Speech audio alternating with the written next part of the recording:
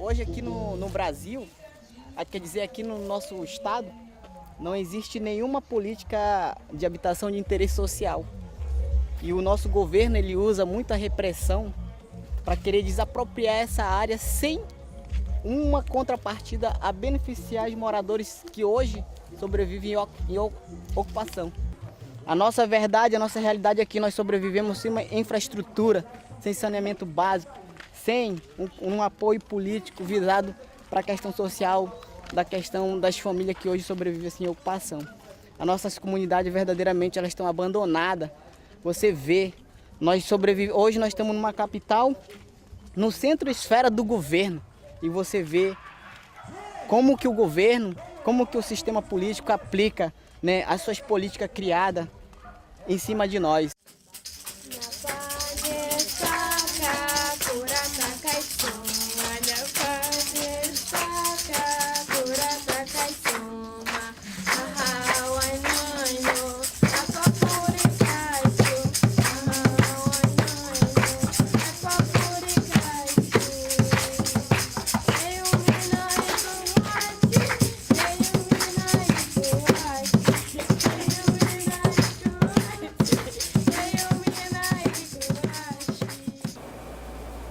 Bom, eu creio que fica bem evidente, né, a noção de território, né, nesse caso específico do Parque das Tribos, e o confronto da noção de território com a noção de terra. Por quê? Porque a gente vê o uso muito claro para especulação de um lado, né, enquanto que o sentido de território, né, nesse caso específico dos indígenas, ele termina por se reproduzir, por exemplo, na denominação, né, Parque das Tribos. Aí quando você vê o arruamento também termina seguindo, né, o nome das etnias que estão presentes lá.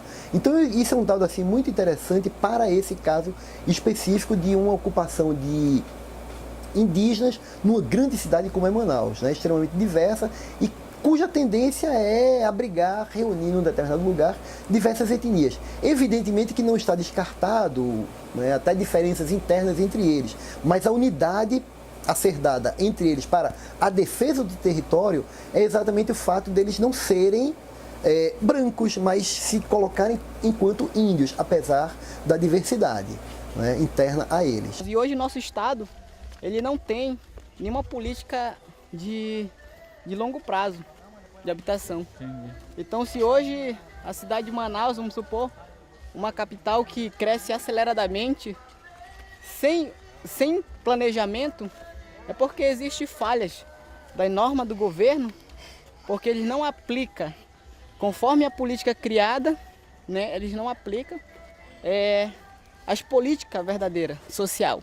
Eu acho que uma coisa interessante é o seguinte, o reconhecimento do ser índio parece que só se dá dentro das unidades ou dos territórios indígenas claramente demarcados e reconhecidos pelo governo federal, né? Fora disso, né, parece que o índio escapa a uma tutela e passa a ser considerado pelo Estado como, né, um outro cidadão normal, né? O que é complicado, porque, por exemplo, dentro da cidade, né, e nessa situação específica, não há uma unidade, uma terra indígena homologada, reconhecida, que a FUNAI possa atuar, possa intervir lá, assegurando todos os direitos que eles possuem quando estão dentro de uma terra indígena, né? Então na cidade parece que eles se diluem entre outros habitantes e o tratamento certamente deveria ser igual a todos eles. Só que eles se colocam numa condição, eles continuam tendo uma situação diferenciada pelo fato de ser índio. A questões indígenas, a habitação indígena, hoje geralmente no nosso estado não existe, né? Hoje por intermeio de algumas entidades, nós lutamos para que a gente se credencie às normas do governo, para que esses direitos venham a ser adquiridos de uma forma bem prática, voltado para as famílias daqui, né?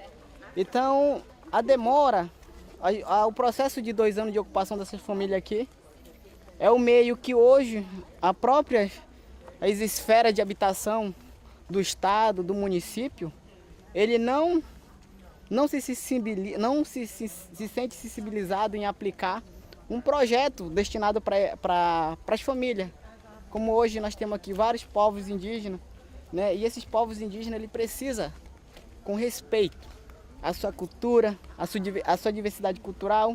Porque você tem, inicialmente, uma distinção muito clara entre índio e não índio, né? Só que quando você começa a olhar dentro, né, do que a gente chama dos indígenas, você tem uma diversidade muito grande, né? Diversidade étnica, diversidade cultural, né?